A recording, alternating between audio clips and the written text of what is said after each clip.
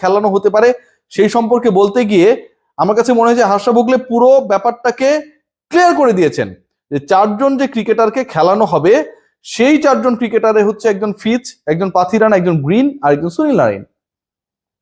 এটাও বলা হয়েছে রাহুল ত্রিপাঠীকে যদি টপে খেলানো হয় তাহলে এমনিতেই পাথিরানা মুস্তাফিজ দুজনেরই জায়গা হয়। I have no idea যে why actually we are ignoring Mustafizur Rahman. আমার কোনো আইডিয়া নেই।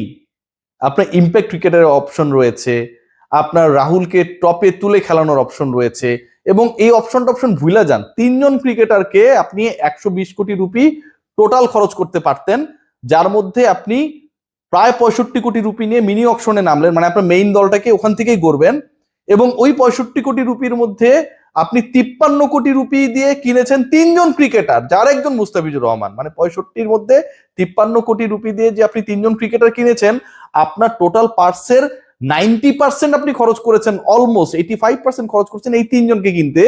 সেই ক্রিকেটারদের সেই 3 জনের একজনকে আপনি খেলাবেন না, এই পরিকল্পনায় কলকাতা নাইট রাইডার্স মুস্তাফিজকে কিনেছে। এই চিন্তা যারা করেন, যারা ভাবেন এভাবে, আমার কাছে মনে হয় তারা ক্রিকেটটা নেক্সট লেভেলে চিন্তা করেন। তারা ক্রিকেটের জীবনানন্দ দাস, তারা যা ভাবছে আমরা সেটা রিড করতে পারছি না। সবাই ভালো থাকবেন। মুস্তাফিজের এনওসি নিয়ে কোনো ধরনের ঝামেলা আপাতত নেই। Take care.